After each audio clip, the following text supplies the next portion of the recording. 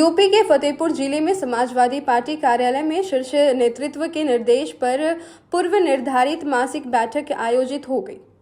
बैठक में मुख्य अतिथि के रूप में सांसद नरेश उत्तम पटेल शामिल हुए। बैठक के दौरान एसआईआर के बाद प्राप्त मतदाता सूची के बूथ स्तर तक वितरण और उसकी समीक्षा पर विशेष जोर दिया गया। सांसद ने बूथ केवल एजेंट यानी बीएलए को निर्देश दिए कि वे मतदाता सूची पर गंभीरता से काम करें और हर बूथ पर सटीक जानकारी सुनिश्चित करें। उन्होंने यह तक कहा कि मतदाताओं के नाम सूची से कट गए हैं, उन्हें दोबारा जुड़वाने की प्रक्रिया तेज की जाए। साथ ही मृतक मतदाताओं के नाम हटवाने और जो लोग बूथ क्षेत्र में नहीं रहते उन्हें चिन्हित कर अलग सूची तैयार करने के निर्देश भी दिए गए। बैठक की अध्यक्षता जिलाध्यक्ष सुरेंद्र सिंह यादव ने की, जबकि संचालन जिला महासचिव चौधरी मंजर यार ने किया।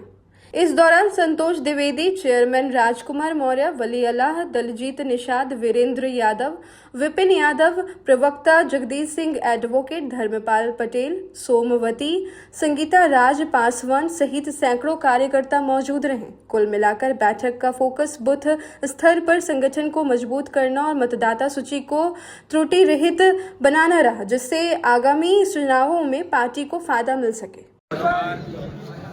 और आप सबको धन्यवाद जो आज समाजवादी पार्टी की मासिक बैठक में आप आए और हमारी पार्टी के जो कार्यक्रम हैं उनको समय समय पर आप दिखाते हैं। इसके लिए मैं आप सबका धन्यवाद करता हूँ। आज समाजवादी पार्टी ने मतदाता गहन सूची निरीक्षण की समीक्षा की बात की।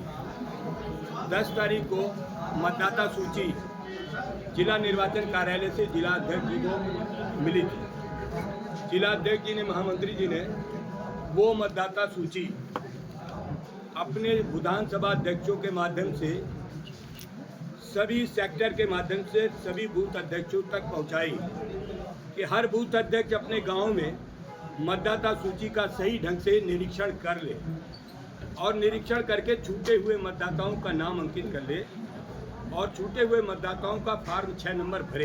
इस तरीके का निर्देश समाजवादी पार्टी के राष्ट्रीय अध्यक्ष और प्रदेश के अध्यक्ष श्यामलाल पाल जी दिया था, जिसका माननीय सुरेंद्र यादव जी ने और हमारी पार्टी के सभी नेताओं ने धरातल में उतारने का काम किया। और पिछले दिनों जो एसआईआर पर काम हुआ, समाजवादी पार्टी के जो प्लेटफार्म है, समाजवादी पार्टी का जो ऑर्गेनाइजेशन है, समाजवादी पार्टी का जो स्टेट का ऑर्गेनाइजेशन है, वहाँ पर समाजवादी पार्टी फतेहपुर द्वारा किए गए कार्यों की सराहना की कि मतदाता सूची के गहन पुनरीक्षण में समाजवादी पार्टी ने फतेहपुर में अच्छा काम किया है।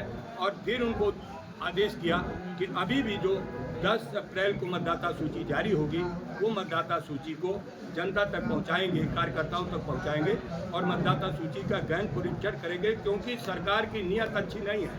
सरकार सबको उलझा दिया, चाहे वो हमारे मीडिया के लोग हों, चाहे हमारे कर्मचारी हो, चाहे अधिकारी हो, चाहे किसान हो, दुकानदार हो, चाहे व्यापारी हो, सारे के सारे लोगों को उलझा के रख दिया। पूरे देश में एक अलग तरीके का वातावरण भारतीय जनता पार्टी ने बनाया है कि हर आदमी अपना कागज खोज रहा है, अपना कागज लेकर घूम रहा है। जिसके पास कागज है, जिसके पास सारे डॉक्यूमेंट हैं, उनसे कई मर्तबा उनसे डॉक्यूमेंट मांगने का काम किया जा रहा है। ये मतदाता सूची में मिनिमाइज करने का काम किया जाता है कि भारतीय जनता पार्टी को नापसंद करने वाले मतदाताओं को संख्या कम की जाए। ये षड्यंत्र भारतीय जनता पार्टी द्वारा किया जा रहा है, लेकिन समाजवादी पार्टी उत्तर प्रदेश में सजग है और सजगता के आधार पर मतदाता सूची में निरीक्षण कराकर छूटे हुए मतदाताओं को जोड़ने का काम करेगी। और आगामी 2027 में समाजवादी पार्टी पूर्ण बहुमत की माननीय अखिलेश यादव जी के नेतृत्व में सरकार देश में कानून व्यवस्था को किस तरीके पूरी तरीके से कानून व्यवस्था ध्वस्त है। हमारा जनपद हो चाहे उत्तर प्रदेश का कोई जनपद हो, अपराध बढ़े हैं, अपराधियों की संख्या बढ़ी है और तरह तरह के अपराध हो रहे हैं। अब तो अपराध हथियारों के अपराध न होकर के साइबर क्राइम हो रहे हैं। बैंकों से पैसा, बचत कंपनियों के द्वारा गरीबों का पैसा लूटा जा रहा है। तरह तरह के भारतीय जनता पार्टी नए नए षड्यंत्र करके गरीबों की कमाई को लूट रही है। ये हमारे लोकतंत्र के लिए बहुत ज़्यादा घातक है। फतेहपुर में गैंगरेप पीड़िता का भी आखिरी आरोपी नहीं पकड़ा गया है। हाँ, हमारी मांग है कि उसे शीघ्र पकड़ा जाए और कानून के दायरे में लाया जाए और कानून के हिसाब से उसे दंड दिलाए। महिला आरक्षण बिल को लेकर महिला आरक्षण बिल 2023 में सर्वसम्मत से पास हुआ था लोकसभा में, राज्यसभा में सर्वसम्मत, सारे देश के सारे सांसदों ने सर्वसम्मत से महिला आरक्षण बिल को पास किया था और लोकसभा राज्यसभा में पास होने के बाद महामहिम राष्ट्रपति का हस्ताक्षर हो गया, कानून बन गया। लेकिन 2023 से अब तक भारतीय जनता पार्टी ने 33% आरक्षण लागू नहीं किया। और जब हम लोगों ने, खास करके मैंने 2025 में मांग किया कि 33% को महिलाओं का आरक्षण दिया जाए, जब कानून बन गया है तो क्यों नहीं दे रहे हो, इस पर भारतीय जनता पार्टी ने नाटक किया। महिला आरक्षण का पूरी तरीके से इंडिया गठबंधन समाजवादी पार्टी ने समर्थन किया कि महिला आरक्षण होना चाहिए, नर नारी की समानता होनी चाहिए, महिलाओं को उनका अधिकार मिलना चाहिए।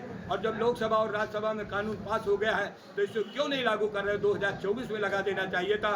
अगर 2024 में नहीं लगाया तो अभी 5 राज्यों के चुनाव में लागू कर देना चाहिए था। अगर वहाँ भी नहीं लगाया है तो आप उत्तर प्रदेश में आप 27 के होने वाले चुनाव में 33% का आरक्षण लागू करो। इस बात को समाजवादी पार्टी ने विधानसभा के अंदर भी कहा है, लोकसभा के अंदर भी कहा है, मीडिया के सामने भी कहा है, जनता के भी सामने कहा है। लेकिन भारतीय जनता पार्टी झूठ पर आधारित पार्टी है, इसीलिए भारतीय जनता पार्टी फ्लॉप हो रही है। उत्तर प्रदेश में 44 सीटें इंडिया गठबंधन जीतकर भारतीय जनता पार्टी को परेशानी में ला दिया है। भारतीय जनता पार्टी इसीलिए चुनाव आयोग को आगे करके मतदाता सूची में हेरफेर करके काम करना चाहती है।